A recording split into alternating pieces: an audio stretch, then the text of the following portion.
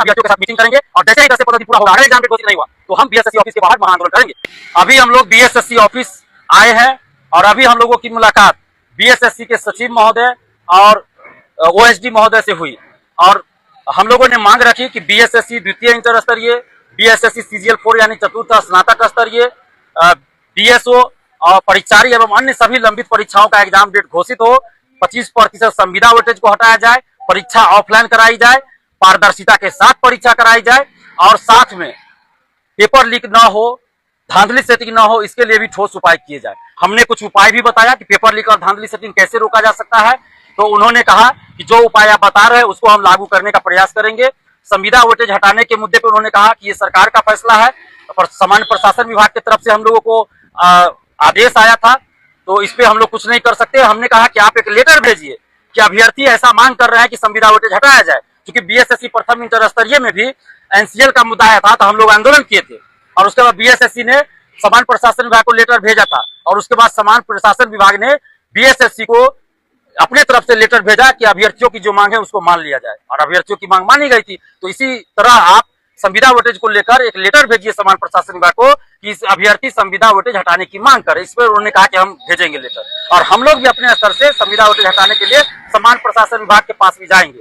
और ऑफलाइन परीक्षा कराने पे भी उन्होंने कहा है कि हम लोग ऑफलाइन परीक्षा कराने पे विचार कर रहे हैं और एग्जाम डेट घोषित जल्द हो, इसको लेकर उन्होंने कहा कि आपने चूंकि मीडिया में कहा था, अखबार में भी खबर छपी थी कि 10 दिन में अगर एग्जाम डेट घोषित नहीं होगा तो आंदोलन करेंगे। तो उसके बाद हम लोग इसमें लग गए हैं कि एग्जाम कैसे जल्दी हो और इसी को लेकर आज मीटिंग थी। सचिवालय के भी कई अधिकारी आए थे, बीएसएससी के सभी अधिकारी मौजूद थे, बड़े अधिकारी सचिवालय से आए थे, सरकार की तरफ से भी कई बड़े अधिकारी मौजूद थे, सचिव स्तर के, अपर मुख्य सचिव स्तर के अधिकारी थे और बीएसएससी के सभी अधिकारीगण मौजूद थे। वहाँ एक मीटिंग हुई है इसी परीक्षा जो जितनी परीक्षाएं अभी लंबित है उसको लेकर कि कैसे जल्दी परीक्षा कराई जाए और पेपर लीक ना हो, धांधली सेटिंग ना हो। ये सारे अभ्यर्थी मौजूद थे। हम लोग भी देखे हैं कि कई अधिकारी जो है मीटिंग के बाद बाहर निकले, तो ये बात उनकी सही लगी कि मीटिंग हुई है, क्योंकि हम लोग को भी लगता है कि क्या पता झूठ बोल रहे हैं सच बोल रहे हैं, लेकिन हम लोगों ने नहीं देखा कि कई अधिकारी मीटिंग के बाद बाहर निकले थे। उसके बाद हम लोगों को बुलाया गया था,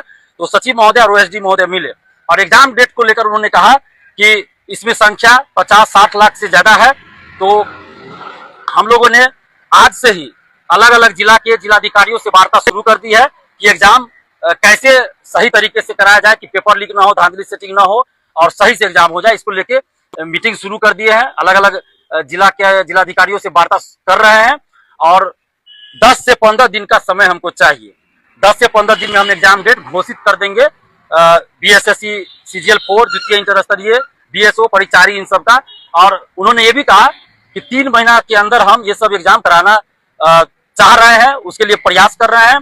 जो आप हमको 10 से 15 दिन का समय दीजिए, 10-15 दिन में हम एग्जाम डेट घोषित कर देंगे। हमने ये कहा है कि 10 से 15 दिन के अंदर अगर आप एग्जाम डेट घोषित नहीं करेंगे तो 10 से 15 दिन के बाद यही बीएसएससी ऑफिस के बाहर हम लोग महा आंदोलन करेंगे और पूरा ये सड़क बेली रोड जाम हो जाएगा। इसके लिए जिम्मेवार बीएसएससी होगी, आप लोग होंगे।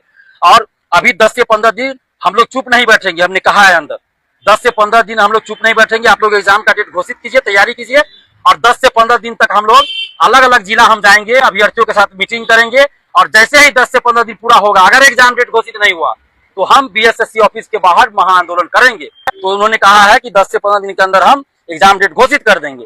तो अभ्यर्थी जितने हैं आप सबसे हम अपील करेंगे कि आप पढ़ाई कीजिए और 10 से 15 दिन हम वेट करते हैं।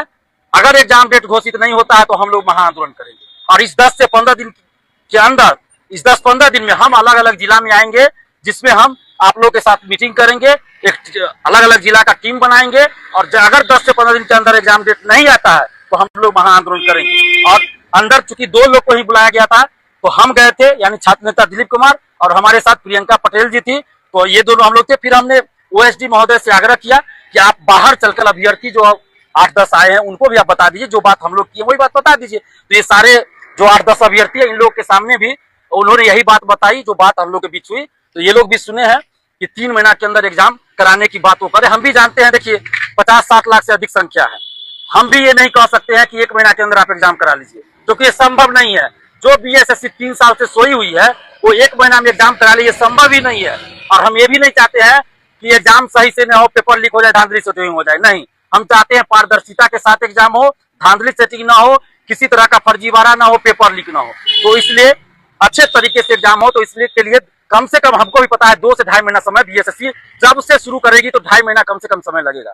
तो ये 3 महीना के अंदर बोल रहे हैं एग्जाम करा लेंगे। तो हम लोग इंतजार कर रहे हैं कि 10 से 15 दिन के अंदर एग्जाम डेट घोषित हो, नहीं तो महा आंदोलन होगा इसी बीएसएससी ऑफिस के बाहर। बस आप लोग पढ़ाई कीजिए और एकजुट रहिए। हम अलग अलग जिला में आ रहे हैं, आप लोगों से मिलेंगे, बैठक करेंगे, टीम बनाएंगे अलग अलग जिला का, हर जिला का, और 10 से 15 दिन के अंदर नहीं आया एग्जाम डेट तो महा आंदोलन इसी बीएसएससी ऑफिस के अंदर होगा। और कुछ लोग जो आजकल अलग अलग पार्टी के एजेंट है, कोचिंग के एजेंट है, वो लोग हर आंदोलन में घुसकर आंदोलन को कमजोर करने का प्रयास कर रहे हैं, मेरा नाम लेकर कि दिलीप भैया भेजे हैं, दिलीप कुमार भेजे हैं, अभ्यर्थियों को गुमराह कर रहे हैं। तो वैसे लोगों पे विश्वास नहीं कीजिए।